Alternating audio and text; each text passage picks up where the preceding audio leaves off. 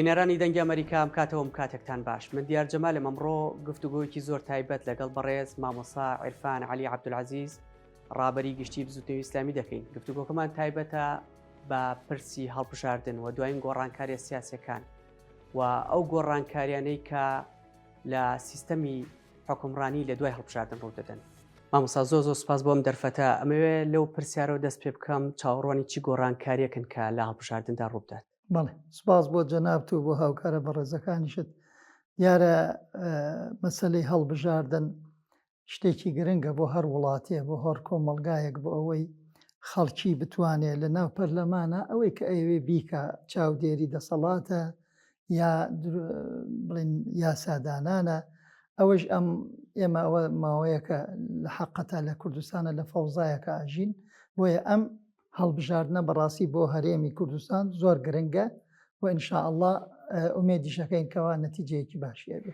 ساڵێرە و لەوێ باس لەوە کرێکە هەڵبژاردن ئەگەری دواخستنی هەیە قسەی تۆ چێ لەسەری؟ بەڵێ تا ئێستەیش ئاراستەی بڵین کۆمسیۆن و هەڵبژاردن و ئەوانە بە شێوەیەکی باشە ڕوە، بەڵام دیارە کوردستان پەیوەندی بە عێراقەوە هەیە، عێراقیش پەیوەندی بە ئەو کێشە گەورەوە هەیە کە لە ڕۆژهەڵاتی ناوەڕاستە هەیە و 11 مانگە لە هەر ڕۆژهەڵاتی ناوەڕاستە کێشەیەکی زۆر گەورە دروست بووە. احتیمالی زۆری هەیە کەوا ئەو کێشە فراوان ببێ و لەم چەند ڕۆژانە ئەگەری زۆرەکە فراوان ببێ و عێراقیش بگرێتەوە، سووریاش بگرێتەوە، لوبنانیش بگرێتەوە، هەموو ناوچەکە بگرێتەوە. ئەو کاتە طبعاً لە جێوێکی ناسالم و ناسازگارە هەڵبژاردن ناکرێ و دواکەوێت.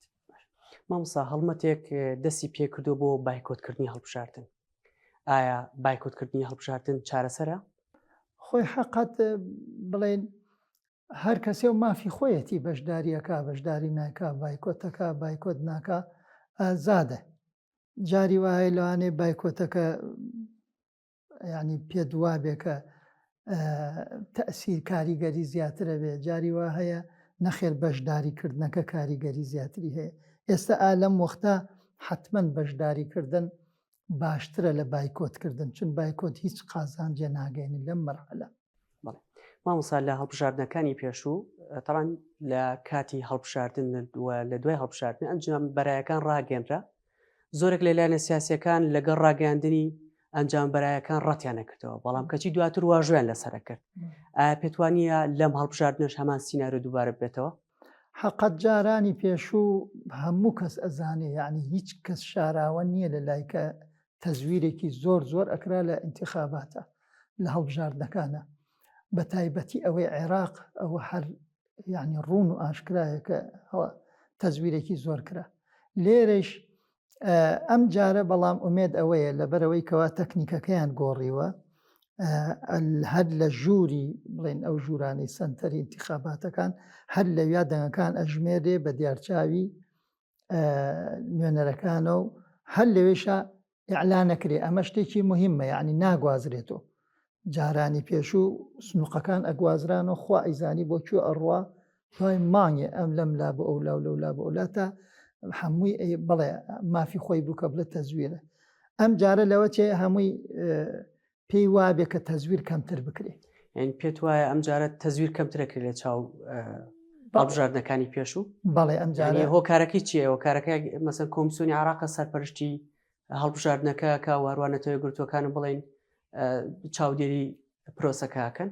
نەخێر زیاتر ئەوە نییە، زیاترەوەیە کە تەکنیکی هەڵبژاردنەکەم جارە گۆڕاوە. یعنی ئەم جارە وەکو هەر وڵاتێکی تر لە دنیا هەمووی هەروایە ئەو سنووقەکە لەوێ دانراوە، ئەو دەنگی کە تێچێ لەو سەعاتا کە کۆتایی پێێت دەسەکەن بە ژماردننی، پێویست ناکات بە برێمانگی بەملا بەولا، هەر لێ دەسەکەن بە ژماردننی. ئەو کاتە تەزویر لەویان ناکرێ، ینی ناگۆڕێ. تەزویر ممکنە لە کارتی دەنگدانا بکرێ، لە ئەوە بکرێ کەسێ بێ لە جیاتی کەسێکی تر دەنگ بدات، ممکنە لەوانە تەزویر بکرێ، بەس لەوان ناتوانرێ. ئەگەر هەڵبژاردن کراوە گۆڕانکاری هاتەکایەوە، ئایا هەردوو حەزبی دەسەڵاتدار بە تایبەتی یەکێتی و پارتی بەڕایتەوە بە دەرەنجامەکان ڕازیە بن؟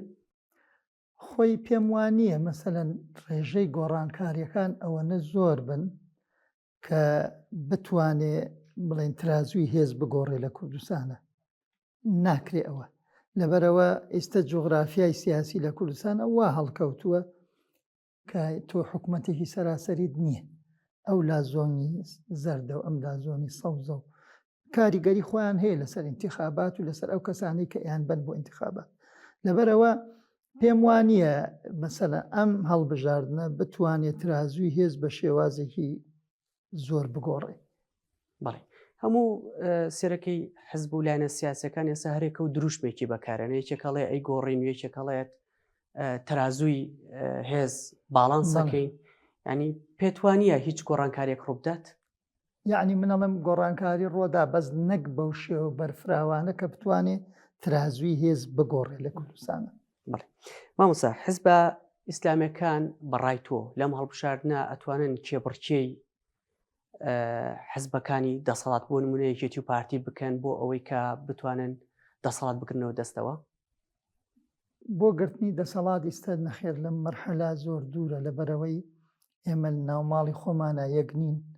جاران پرۆژەیەکمان کرد کاری هاوبەشی هەرسێ لایەنەکە، بەڵام بەداخۆ سەری نەگرت. ئەگەر سەری بگرتایە بەڵێ ئەبووینە بەدیلی ئەو دەسەڵاتە، بەڵام سەری نەگرت. ئێسێش بەو شپرزەیەی ناوماڵی ئیسلامیەکان و خەڵک بێزارە ئەسڵان لە هەموو حیزبەکان بە تایبەتی لەوانەی کە لە دەسەڵاتانین بە ئەوانە پێ ناچێ ئێستاکێ هێزە ئیسلامیەکان لەو ئاستا بن کە بتوانن ترازوی هێز بگۆڕن. باش مامۆستا بۆچی نێتانتوانی بەرێک دروستکەن بەیەکەوە؟ وەڵاهی زۆر هەوڵماندا، هەموو کەس شایەتیەدا کە ئێمە هەوڵی خۆمانماندا و هەرسێ هێزەکە بەیەکۆ زۆر دانیشتنمان کرد و خەڵکی تریشمان هێنایە ناو دائیرەکەوە، بەڵام ئیتر دەستێکی خارجی نەهێشت. ئەتوانین بڵین دەستە خارجەکە کوێ بوو؟ وەڵاهی ناتوانم ناوی بەرەم ئێستا، بەڵام نەهێشت بە ئاشکرا. مامۆستا ئەم فەوزا سیاسی کە ئێستا لە هەرێمی کوردستانە گوزەرێ تا چەند کاریگەریە بێت بۆ دوای هەڵبژاردن بۆ تەشکیلکردنی حکوومەت؟ ئایا قورس نابێت بۆ ئەوەی کە حکوومەت بە زووی تەشکیل بکرێ؟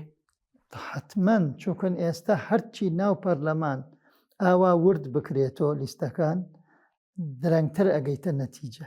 بە تایبەتی ئێستا لیستی تر هاتوۆتە مەیدان، هەمووی بە شیعاراتی گەورە گەورە هاتونتە مەیدان. ئەوانە طبعاً بچنە ناو پەرلەمان ئەبێ ئەو شیعارانی خۆیان بپارێزن. دەی باشە چۆن ئەتوانێ بیپارێزێ و لەو لاشە مەسەن بەشداری حکوومەت بکە. لەبەرەوە تەشکیلکردنی حکوومەتی دوای ئێستا سەختە.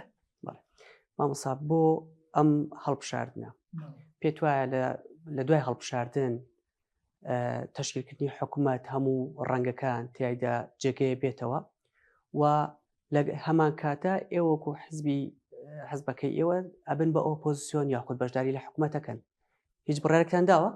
بەڵێ ئێمە تا ئێستا هیچ بڕیارێکمان نەداوە، چونکە زووە بڕیار بدەین، بەڵام دیارە تەمعاً دوای هەموو هەڵبژاردنێک ئەمە وابوو، ینی بۆ تەعورفی سیاسی دوای هەموو هەڵبژاردنێک ئەو حیزبەی کە زۆرترین کورسی ئەهێنێ داواکە لە حیزبەکانی تر هەموو حیزبەکان کە بەشداری بکەن. ئیتر ئەو کاتە ئەکەوێتە سەر پەیڕۆ و پرۆگرامی ئەو حیزبە ئایا بەشداریەکان ناکە، بەڵام عورف وابووە تا ئێستا داوا لە هەمویان نەکرێت کە بەشداری بکەن. ئێوەکو خۆتان هیچ بڕیارێکتان نەداوە؟ نەخێر، ئێمە جارێ بڕیارمان نەداوە، ئینشاءالله دوای هەڵبژاردن بڕیاری خۆمان بدەین. مامۆستا پەیوەندی نێوان یەکێتی و پارتی ینی بۆچی بەڕای تۆ بەم دۆخە گەشت لە کاتێکە هەردووکیان بڵێن لە حکوومەتان و پێشێنەری ئەم حکوومەتان کە ئێستا هەیە؟ کاکە دیار ئەوەی کە کوردستانی کوشتووە و هەرێمی کوردستانی کوشتووە مزایەدەکردنە. ئەگی نەخۆ هیچ کامێکیان لە ڕووی بەرنامەوە شتێکیان نییە لەویتریان بڵێ زیاتر بێ. تەنها ئەوەیە مەسەلەی مزایەدەکردن و مەسەلەی بەڕاستی ئەوەی کە لە بەغا ئەکرێ بە جیا ڕۆشتن بۆ بەغدا و کۆمەڵێشت هەرێمەکەی ناشرین کردووە و ئەوەش وەزعمانە لە بەغاکە قورساییمان نەماوە و ئەوە وەزعی بوجێ و ئەو وەزعی هەرێمەکەی. ینی پێت وایە ئەم هەریەکەیان بە ئاراستەیەکە کارەکەن کاریگەری هەبوو لەسەر قەواری هەرێمی کوردستان؟ زۆریش خراپ، زۆر خراپ. یعنی بەغدا ئیستیفادە لەو وەزعاکە ئەوە تا ئێستا ڕێز لە هیچ کامێکیان ناگرێ بەو شێوە. پێت وایە دۆخی کوردستان بەچۆ ئەگات لە دوای هەڵبژاردن؟ پێم وایە ئینشاءڵڵا باشترە بێت چونکە وەکو ئارزم کردی ئەو مەسئلەی بڵێ بەو شێوازە گۆڕانکاری ڕیشەیی نابێ گۆڕانکارێکی لاەنە جزئی ئەبێ ئەو هێزانش دوای انتخابات وەکو خۆیان ناویان ناوە پەتای انتخابات لە وەختی انتخاباتە هەموو سنوورەکانە شکێنن بەڵام دوای انتخابات دانیشن لەگەڵ یەک و حتمما لە پەرلەمانەوە ئەوەی کە زیاتر دەنگی هێنابێ حکومەت تشکیلەکە ئەم پێت وایە یەکێتی و پارتی ئەمە ئێستا کە هەیە ئەم فەوزایی کە هەیە دوای هەڵبژاردن بێک و دانیشن حتمما هیچ چارەیەکیان نییە غەیری ئەوە چ چارەیەکیانێ کە ئەمریکاییکەن مزایدی سیاسی یاخود مثلەن بەڵێ گرژیەک هەیە لە نێوانیانە نەک هەر پارتی وەکێتی ینی هەموو هێزەکان بەداخەوە ینی دەستیان کردو بە شتێکی ناشرین لە وڵاتان حیزبەکان بەڵێ ئەوانش لە کاتی انتخابات هەرکی و خۆی عەرزەکە لە سیاسەتی خارجی داخلی ژنان ئیجهاز مەسەلەن فڵان هەر کەسی و ڕێی خۆیڵێ ئەگەر بەرامبەرەکەیشی مەسەلەن لەو بەرنامە موافق نەبێ ئەچێ ڕەخنەی لێگری بەڵام لێرە ئەوە نییە لێرە یەکتر شکاندنە لێرە یەکتر سوکردنە لێرە قسەوتنە شەخسەنەکردنە ئەو شتانە خراپە ئەمەیان ناو پەتای انتخابات هەڵبژاردن بەڵێ دوای هەڵبژاردن هیچ کێشەیە نامێنێ مامۆسا بە بڵێن دوایین پرسیار بکەم پەیوەندیت لەگەڵ مامۆسا کرێکارە چۆنە و ئەوەی زانیاری لە لای من هەیە هەوڵێکە داوە بۆ ئازادکردنی ئەمە تا چەند ڕاستە بەڵێ مامۆسا کرێکار حملە پەیوەندیمان زۆر باشە هەر لە هەشتا کە پەیوەندیمان بوو هەتا ئەمڕۆ پەیوەندیمان نەبچراوە هەر پەیوەندیمان باش بووە و تەفاهم هەبووە لە بینمانە و حتا کە پێش ئەوەی ئەم جارێش بگیرێت چەند جار بە تەلەفۆن قسەمان کردووە لەگەڵ یەکەو ئێستش کە گیراوە ئەلحەمدوللیلا هەوڵێکی باشمان بۆ داوە لە ڕووی قانونی ینی بە دوو مەرحەلە ئینشاءالله ئازادیکەین لە ڕێگەی کێوە هەوڵەکەتان بۆ داوە وڵی هەوڵ خۆی ناڵم بە دوو مەرحەلەیە ئەیسە تەفاسیلەکەی ناتوانم بڵێم بەڵام ئینشاءالله لە ئایندا ئەبێت زۆر باشە زۆر سپاس مامۆسا بۆم دەرفەتە بۆ بورە لە کاتمان کرد ناسپاس بۆ جەنابیشت و بە هاوڕێ بە ڕێزەکانیشت زۆر سپاس بەڵێ بینەرانی دەنگی ئەمریکا تاوەکو دیدارێکی تر بەخواتان ئەسپێرم و خواتان لەگەڵ